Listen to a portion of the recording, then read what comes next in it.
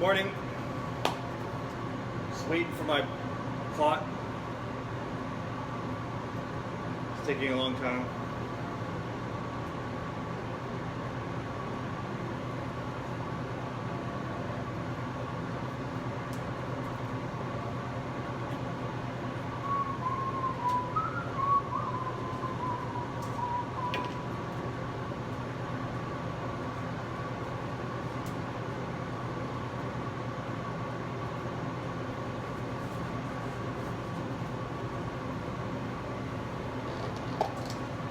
I went to McDonald's this morning, had to get a coffee.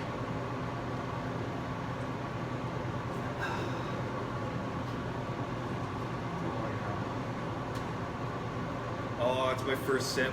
It's so good. Oh, I love coffee.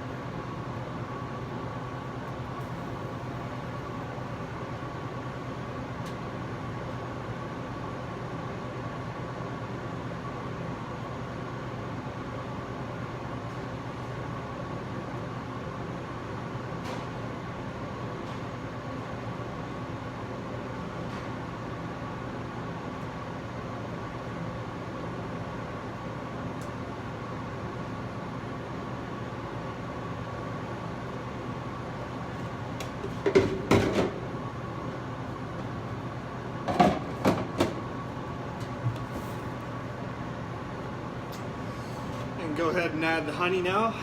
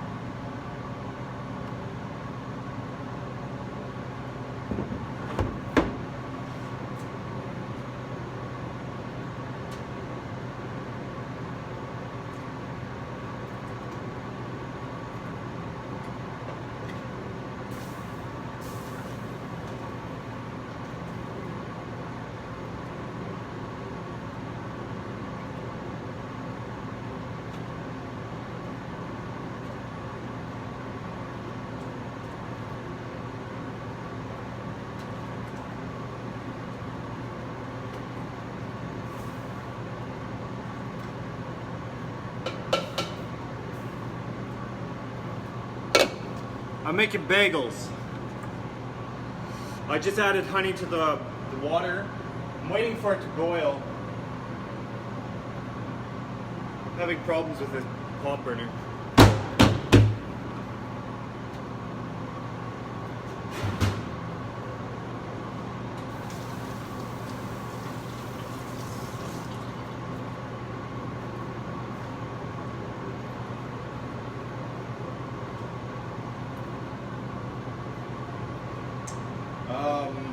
Yeah, there's some kind of issue with this pot burner.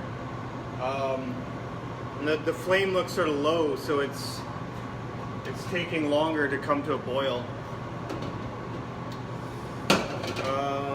But once it comes to a boil, it's fine. So just sets me back in the morning, waiting for it.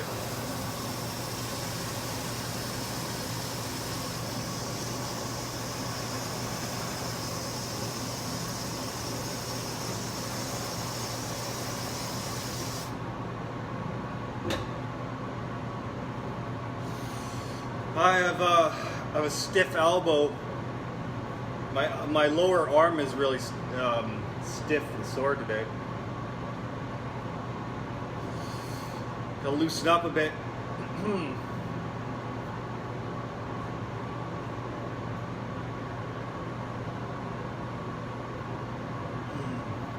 I asked for one cream and one sugar in this.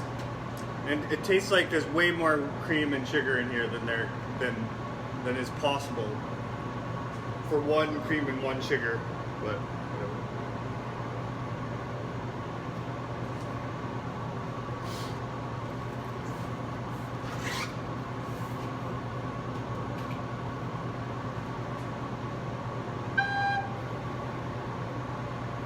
Still waiting for my water here, so.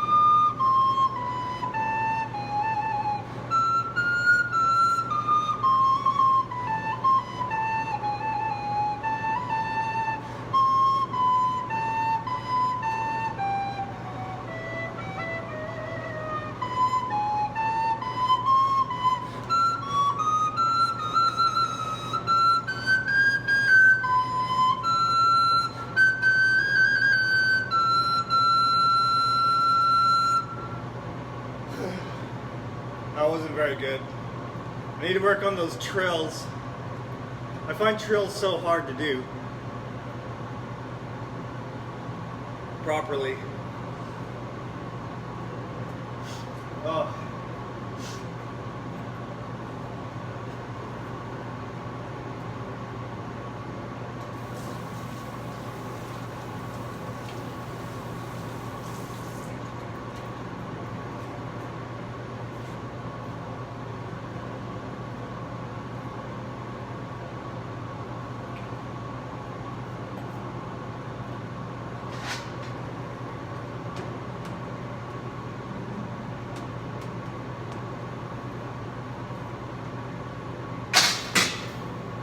I'm just gonna throw my first. I'm just gonna throw my first batch in there because I can't wait anymore. It's too long. Way too long. Way too long.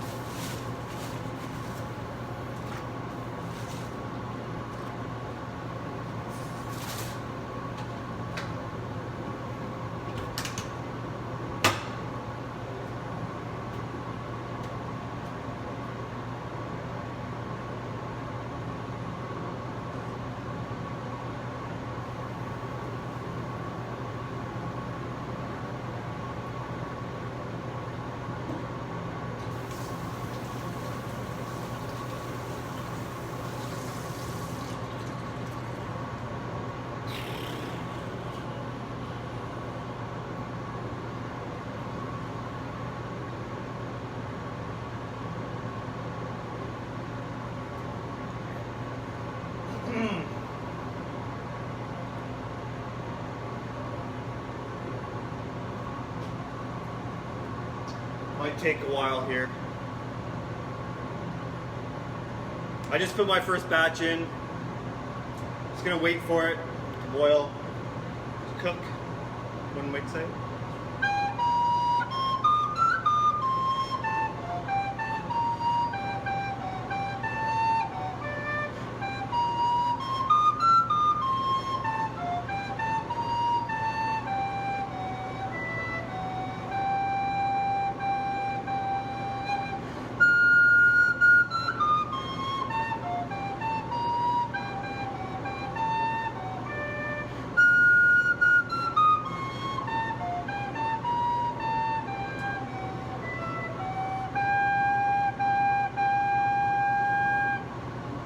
What do I think of Maxime Bernier? I think he's a fringe politician that's not going to do very well in the next election. Well, but we'll see. I guess, you know, we have Donald Trump as an example of what can happen in politics. So, yeah, I don't know. I'm not voting for him. That's all I can say.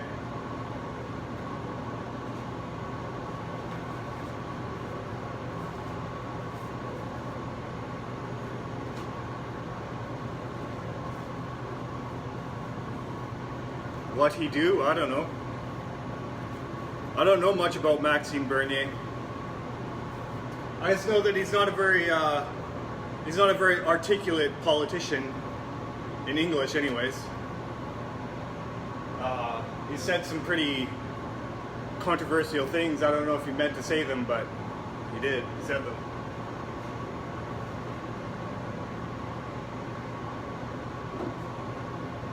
I don't know if he meant to say them the way he did. What did Donald Trump do? I don't know. What hasn't he done?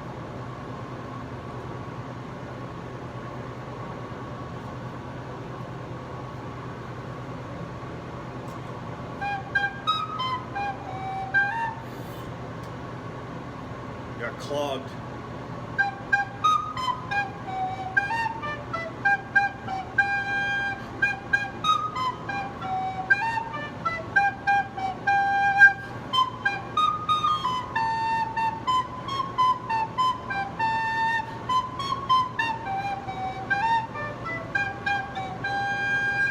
Yeah, I'd want to move to Canada if I was an American too.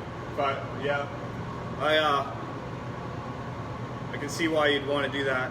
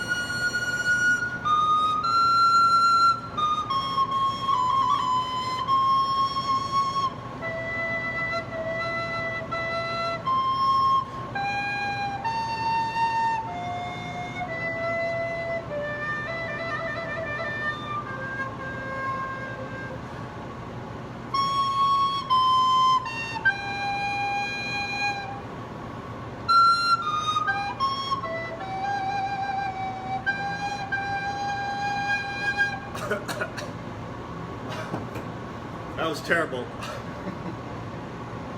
This will take forever. Oh my god. I gotta wash my hands.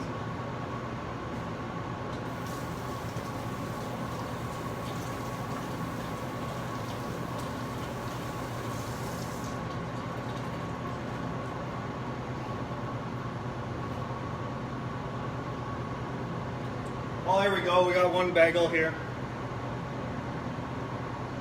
There we go.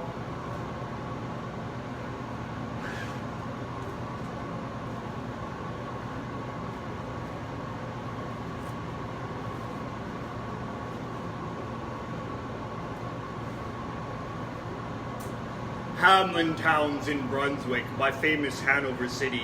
The river Weser deep and wide washes its wall on the southern side. A pleasanter spot you've never spied. But when begins my ditty, almost 500 years ago, to see the townsfolk suffer so from vermin was a pity. Rats, they fought the dogs and killed the cats and bit the babies in the cradles and ate the cheeses from the vats and licked the soup from the cook's own ladles, split open the kegs of salted sprats, made nests of the men's Sunday hats, and even spoiled the women's chats by drowning out their speaking with shrieking and squeaking in 50 different sharps and flats. At last the people in a body to the town hall came flocking.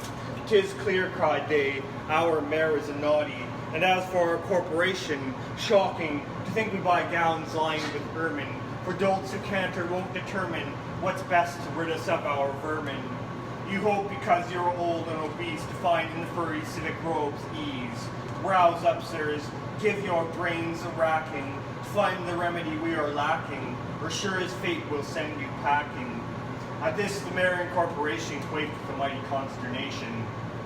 An hour they sat in council. At length the mayor broke silence. For a guilder eyed my ermine gown sell. I wish I were a mile hence. It's easy to bid one rack one's brain. I'm sure my poor head aches again. I scratch it so, but all in vain. Oh, for a trap, a trap, a trap. Just he said this, what should hap? At the chamber door but a gentle tap. "Bless us," cried the mayor, "what's that?" With the corporation as he sat, looking little through wondrous fat. Nor brighter were his eyes, nor moister than a too long opened oyster, save when at noon his paunch grew mutinous for a plate of turtle green and glutinous. Only a scraping of shoes on a mat, anything like the sound of a rat makes my heart go pit-a-pat. "Come in," cried the mayor, looking bigger, and in did come the strangest figure. His long queer coat from heel to head was half yellow and half red, and he himself was tall and thin, with sharp blue eyes each like a pin, and light loose hair and swarthy skin, nor tuft of hair on cheek nor beard on chin, but lips were smile without an in. There was no guessing his kith or kin, and nobody could enough admire this tall man in his quaint attire. Quoth one, "It's as my great-grandsire, starting up at the trump of doom's tone, had walked this way from his painted tombstone." He advanced towards the council table, and "Please, your honor," said he, "I am able, by means of secret charm, to draw all the creatures living beneath the sun, that crawl or swim or fly or run, after me so as you never saw. And I chiefly use my charm on creatures that do people harm, the mole and toad and newt and viper, and people call me the Pied Piper." And here they noticed round his neck a scarf of red and yellow stripe, to match with his coat of self-same check. And at the scarf's end hung a pipe, and his fingers they noticed were ever straying, as if impatient to be playing upon this pipe, as low it dangled over his vesture so old-fangled. "Yes," said he, "Pied Piper as I am, in Tartary I fred the cam, last June from his huge swarms of gnats. I eased and aged the Nizam, the monstrous brood of vampire bats. And as for what your brain bewilders, if I rid your town of rats, will you give me 1,000 guilders?" 150,000 was the exclamation of astonished mayor and corporation. Into the street the piper stepped, smiling first a little smile, as if he knew what magic left in his quiet pipe the while. Like a musical adept to blow his pipe, his lips are wrinkled, and green and blue his sharp eyes twinkled, like a candle flame where salt is sprinkled. And ere 3 shrill notes the pipe uttered, you heard as if an army muttered. The muttering grew to a grumbling, the grumbling grew to a mighty rumbling, and out of the houses came the rats tumbling. Great rats, small rats, lean rats, brawny rats, brown rats, black rats, gray rats, tawny rats, grey old plotters, gay young friskers, fathers, mothers, uncles, cousins, cocking tails and pricking whiskers, families by tens and dozens, brothers, sisters, husbands, wives, followed the Pied Piper for their lives. From street to street he piped advancing, and step for step they followed dancing, until they came to the river Weser, wherein all plunged and perished, save one who stout as Julius Caesar, swam across and lived to carry, as he the manuscript he cherished, to Ratland home his commentary, which was, at first shrill notes of the pipe, I heard a sound as of scraping tripe, and putting apples wondrous ripe into the cider presses gripe, and moving away a pickle tub boards, leaving a jar of conserve cupboards, a drawing the corks of train oil flasks, and a breaking hoops of butter casks, and it seemed as if a voice, sweeter far than by harp or by psalteries breathed, called out, "O rats, rejoice! The world is grown to a vast dry saltery. So munch on, crunch on, take your lunch on, breakfast, supper, dinner, lunch on, and just a bulky sugar punch on, already staved like a great sun shone. Gracious, scarce an inch before me, just as me thought it said come for me, I found the Weser rolling over me. You should have heard the Hamlin people ring the bells so they rocked the steeple. Go, cried the mayor, and get long poles, poke out the nests and block up the holes. Consult with carpenters and builders. Leave in our town not even a trace of the rats. When suddenly up the face of the piper perked in the marketplace. The first, if you please, my 1,000 guilders. 1,000 guilders. The mayor looked blue, so did the corporation too. For council dinners made rare havoc with claret, moselle, vin de grave hop, and half the money would replenish their cellars big as butter Rhenish, to pay this sum to a wondering fellow, with gypsy coat of red and yellow. Besides, quoth the mayor with a knowing wink, our business was done at the river's brink. We saw with our eyes the vermin sink, and what's dead can't come to life, I think. So, friend, we're not folks to shrink from our duty of giving you something to drink, and a matter of money to put in your poke. But as for the guilders, what we spoke of them, as you well know, was in joke. Besides, their losses have made us thrifty. 1,000 guilders, come, take 50. The piper's face fell, and he cried, no trifling, I can't wait beside. I promise a visit by dinner time, Baghdad, and accept the prime of the head cook's pottage, all he's rich in, for having left in the caliph's kitchen, of a nest of scorpions, no survivor. With him I prove no bargain driver. With you don't think I'll bait a stiver, and folks who put me in a passion may find me pipe after another fashion. How, cried the mayor, do you think I brook, being worse treated than a cook, insulted by or ribald, with idle pipe and vesture piebald? Threaten us, fellow, do your worst, blow your pipe there till you burst. Once more he stepped into the street, and to his lips again laid his long pipe with smooth straight cane, and ere he blew 3 notes, such sweet soft notes as yet musicians cunning never gave in rapid air. There was a rustling that seemed like a bustling of merry crowds justling and pitching and hustling. Small feet were pattering, wooden shoes clattering, little hands clapping, and little tongues chattering, and like foals in the farmyard when barley is scattering, out came the children running, all the little boys and girls, with rosy cheeks and flaxen curls, and sparkling eyes and teeth like pearls, tripping and skipping ran merrily after. The wonderful music was shouting and laughter. The mayor was dumb, and the council stood, as if they're chained in blocks of wood, unable to move a step or cry, to the children merrily skipping by, could only follow with an eye the joyous crowd on the piper's back, and how the mayor was on the rack, and the rest of the council's bosom feet, as the piper turned from the high street, to where the Weser rolled its waters, right in the way of their sons and daughters. How he returned from south to west, to Copperberg Hill his steps addressed, and after him the children pressed, great was the joy in every breast. He never crossed the mighty top, he's forced to let the piping drop, and we shall see our children stop. When lo, they reached the mountainside, a wondrous portal opened wide, as if a cavern was suddenly hollowed. The piper advanced and the children followed. When all were in to the very last, the door in the mountainside shut fast. Did I say all? No one was lame, and could not dance the whole way. And in after years, if you blamed his sadness, he was used to say, it's dull in our town since my playmates left. I can't forget that I'm bereft of all the pleasant sights they see, which the piper also promised me. Before he led us, he said, to a joyous land, joining the town and just at hand, where waters gushed and fruit trees grew, and flowers before the fairer hue, and everything was strange and new. The sparrow is bred a peacock here, and the dogs around our fellow deer, and honeybees had lost their stings, and horses were born with eagle's wings. And just as I became assured, my lame folk be speedily cured, the music stopped, and I stood still, and found myself outside the hill, left behind against my will, to go now limping as before, and never hear of that country more.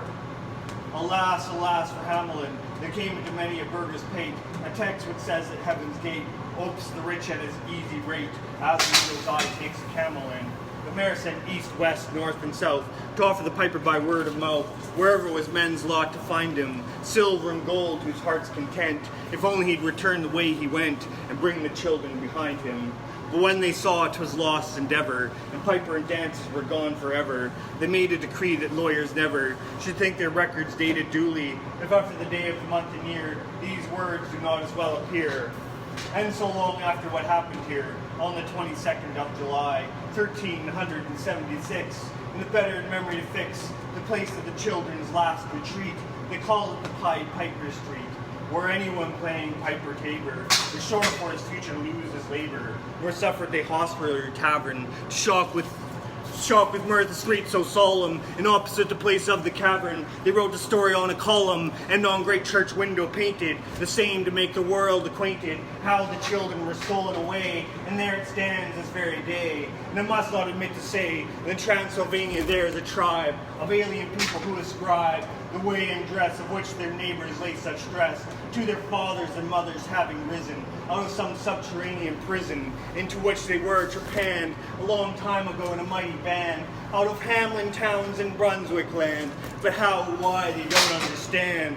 So, Lily, let me and you be wipers of scores out with all men, especially pipers. And if they should pipe us free from rats or from mice, if we promise them aught, let us keep our promise.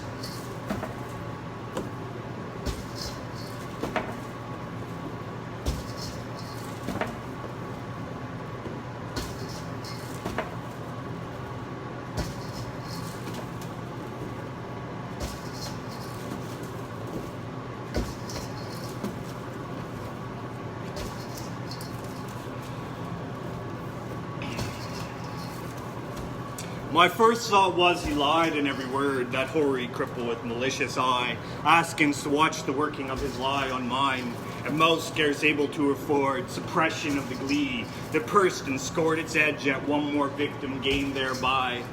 What else should he be set for with his staff?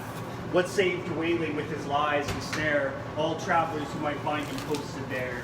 And ask the road, I guess what skull like laugh would break, what crutch can write my epitaph for pastime in this dusty thoroughfare.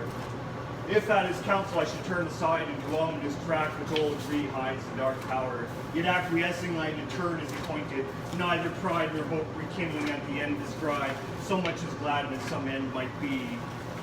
For what with my whole world wide wondering, what with my search drawn out for years, my hope dwindled into a ghost not fit to cope with that obstreperous joy success would bring. I hardly tried now to rebuke the swing my heart made, finding failure in its scope. As a sick man very near to death seems dead indeed, and feels begin and end the tears, and takes the farewell of each friend, and hears one bid the other go, draw breath freely or outside, since all is over, he saith, and the blow fallen no grieving can amend. While some discuss if near other graves be room enough for this, and when a day suits best for carrying the corpse away, with caribou banners, scarfs, and staves, and still the man hears all and only craves, he may not shame such tender love and stay. Thus I had for so long suffered in this quest, heard failure prophesied so oft being writ, so many times among the band to wit. The knights who to dark towers search should dress their steps, the gist to fail as they seem best, and all doubt was now, should I be fit. So quiet as despair I turned from him, that hateful cripple, out of his highway into the path he pointed, all the days being a dreary one at best, and dim was settling into its close, yet shot one grim red leer to see the plain catch its astray. For mark, no sooner was I fairly found, fled to the plain after a pace or two, then pausing through backward a last view, over the safe road 'twas gone, grey plain all round, nothing but plain with the horizons bound. I must go on, naught else remained to do. So on I went, I think I never saw such starved ignoble nature. Nothing throve, for flowers as well expect a cedar grove. But chortle and spurge, according to their law, might propagate their kind with none to awe. You'd think a burr had been a treasure trove. No penury, inertness, and grimace, in some strange sort were the land's portion. See or close your eyes, said nature peevishly. Nothing. Penury, inertness, and grimace, in some strange sort were the land's portion. See or close your eyes, said nature peevishly. Nothing skills, I can't help my case. 'Tis last judgment's fire must cure this place. Calcine its clods and set my prisoners free. If there pushed any ragged thistle stalk above its mates, its head was chopped. The bents were jealous elves. What made the holes and rents in the dock's horse leaves? Bruised to walk all hope of greenness. 'Tis a brute must walk, passion their life out, the brute's intense. As for the grass, it grew as scarce as hair and leprosy. Thin, dry blades pricked the mud, which underneath looked kneaded up with blood. One stiff, blind horse, his every bone astare, stood stupefied however he came there, thrust out past service in the devil's stud. Alive, he might be dead for aught I know, with red, gaunt, and calloped neck astrain, and shut eyes beneath the rusty mane. Seldom went such grotesqueness with such woe. I never saw a brute I hated so. He must have been wicked to deserve such pain. I shut my eyes and turned them on my heart. As a man calls for wine before he fights, I asked one draught of earlier, happier sights. Ere fitly I could hope to play the part. Think first, fight afterwards, a soldier's art. One taste of old time sets all to rights. Not it. I fancied Cuthbert's reddening face beneath its garniture of curly gold. Dear fellow, till I almost felt him fold an arm and mind to fix me to that place. Alas, one night's disgrace, wet my heart's new fire and left it cold. Giles then, the soul of honor, there he stands, frank as 10 years ago, a knight at first. An honest man should dare, he said he durst. Good, but the scene shifts. Faw, what hangman's hand pinned to his breast the parchment. His own band reads it. Poor traitor spit upon and cursed. Better this present than a past like that. Back therefore to my darkening path. No sound, no sight as far as the eye can strain. Will the night send a howler or a badass? When something on the dismal flat came to arrest my thoughts and changed their train. A sudden little river crossed my path, as unexpected as a serpent came. No tides congenial to the gloom. This is a trough by, might have been a bath with a fiend's glowing hoof. To see the wrath with black eddies be spat with plates and spoons. So petty yet so spiteful, all along those scrubby alders kneeled over it. Drenched willows flung them headlong in a fit of rough despair, a suicidal throng. The river which had done them all the wrong, whatever that was, rolled by, deterred no whit. Which while I forded, good saints, how I feared to set my foot upon a dead man's cheek. Each step revealed the spear I thrust to seek. All those tangled in his hair or beard. It may have been a water rat I speared, but ugh, it sounded like a baby's shriek. Glad was I to reach the other bank, now for a better country. Vain presage, who were the strugglers? What war did they wage? Whose savage trample could thus pad the dank soil to a plash? Toads in a poisoned tank, or wild cats in a red-hot cage. The fight must so have seemed in that foul cirque. What penned them there with all the plain to choose? No footsteps leading to that horrid news. None out of it. Mad brood set to work their brains, no doubt, like galley slaves the Turk pits for his pastime Christians against Jews. And more than that, a furlong on, why there, what bad use was that engine for, that wheel, or brake not wheel, that harrow fit to reel men's bodies out like silk, with all the air of Tophet's tool, on earth left unaware, brought to sharpen its rusty teeth of steel. Then came some stub ground, once of wood, next to marsh it would seem, now mere earth. Desperate and done with, so the fool finds birth, makes a thing and mars it till his mood changes and off he goes. Within a rude bog, clay and marsh, sand and stark black dirt. Now blanche his rankling color, gay and grim. Now patches where salinas of the soils broke into moss or substances like boils. Then came a palsied oak, a cleft in him, a distorted mouth that splits its rim, gaping at death and dies while it recoils. As far as ever from the end, not in the distance but the evening knot, point my footsteps further at the thought. Great black bird, Apollo's bosom's friend, sailed past nor beat his wide wings dragon-penned, that brushed my cap, perchance the guide I sought. For looking up aware I somehow grew, the plain a given place all round the mountains with such names, the grey spear heights and heaps now stolen in view. How thus they surprised me, solved you, how to get from there was no clear case. Yet half I seem to recognize some trick of mischief had happened to me, God knows when, in a bad dream perhaps. Here ended then progress this way, when in the very nick of giving up one more time, came a click as when the trap shuts you're in the den. Burningly it came upon me all at once. This was the place. Those two hills crouched like two bulls locked horn in fight, while to the left a tall scout mountain, dunce daughter to dozing, the very nunce after a lifetime of training for the sight. What in the midst lay but the tower itself, the round squat turret, blind as a fool's heart, built of brown stone without a counterpart in the whole world. The tempests mocking out points to the shipman, thus the unseen shelf he strikes on only when timbers start. Not see, because of night perhaps, why day came back for that. Behind it left the dying sunset, kindled through a cleft. The hills like two giants in the hunting lay, chin upon hand to see the game at bay, no stab and end the creature to the heft. Not here, because of when the noise was everywhere it told, increasing like a bell, names in my ears, of lost adventurers my peers, how such was strong and such was bold, and such was fortunate yet each of old, lost one moment now the woe of years. There they stood, ranged along the hillside met, to view the last of me, a living frame, for one more picture in a sheet of flame. I saw them and knew them all, and yet, dauntless, a slughorn to my lips I sat and blew. Child roll into a dark tower came.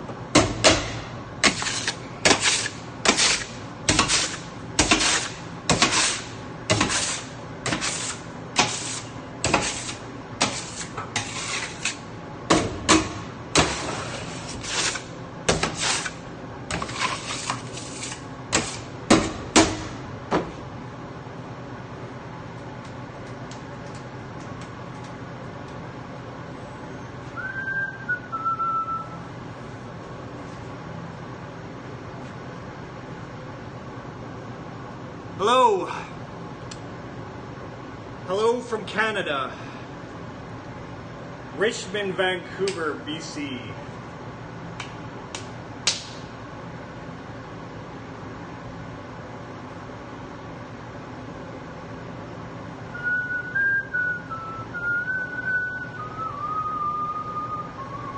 I'd love to. Baking bagels today. Nice, welcome. You are going to get blocked because you're saying crap.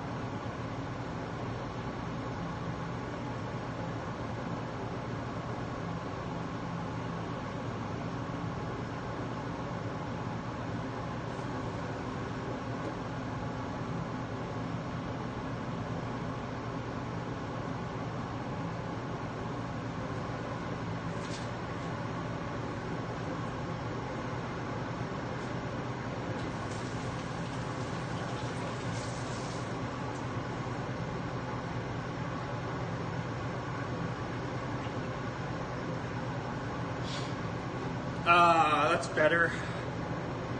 No more trolls. For now, anyways.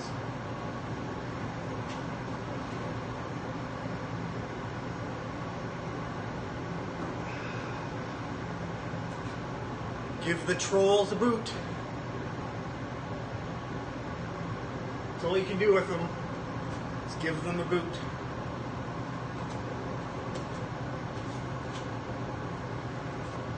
If only we could give the troll president a boot, eh? The troll president.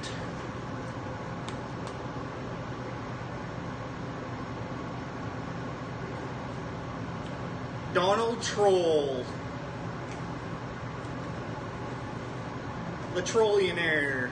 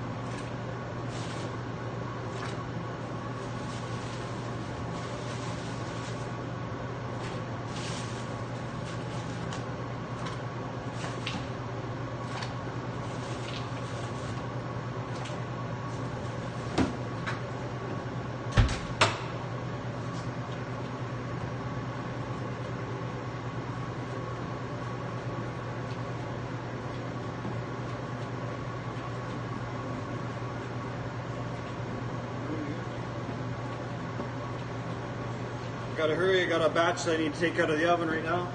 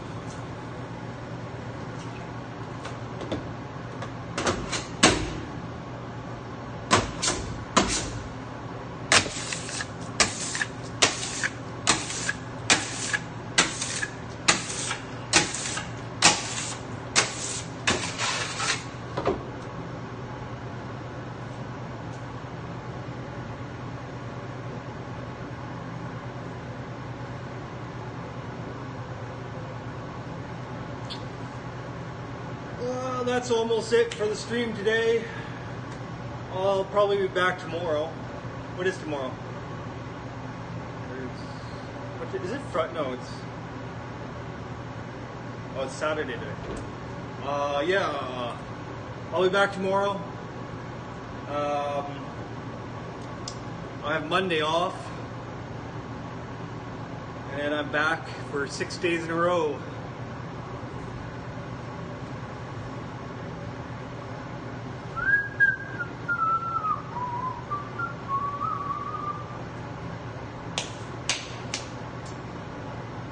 I think I'll wait until I take one more batch out, then I'll end the stream.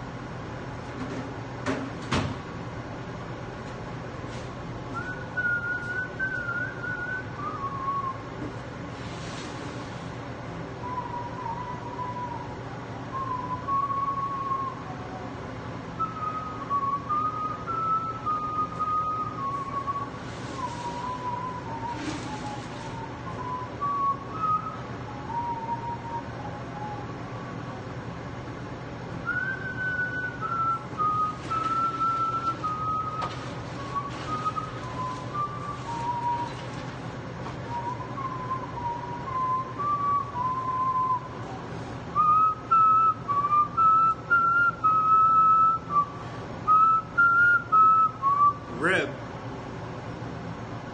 We don't have ribs here. We aren't a barbecue. We make bagels.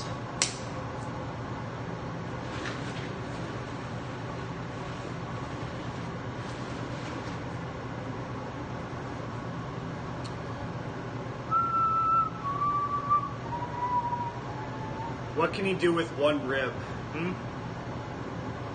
Other than make a living human being out of it?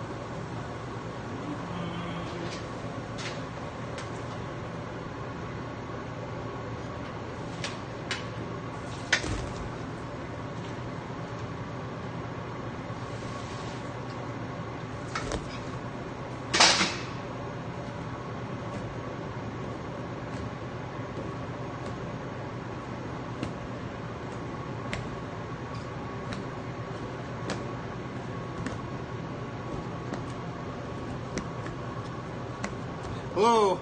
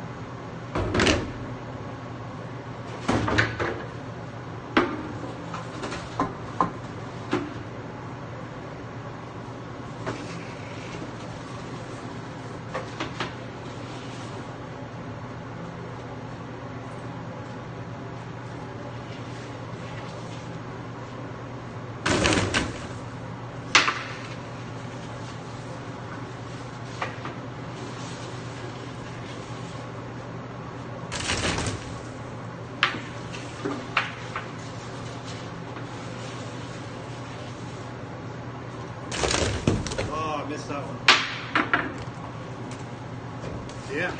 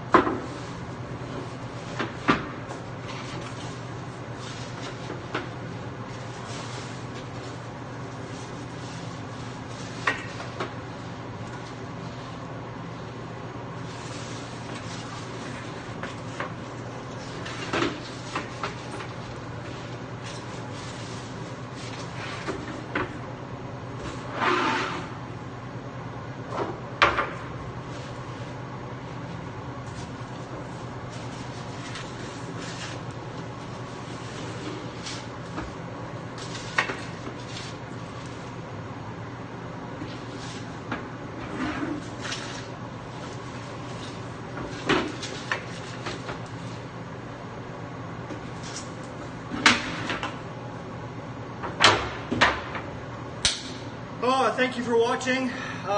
That's all for today. I'll be back tomorrow morning. Have an excellent morning. Thank you for watching. Have a great day.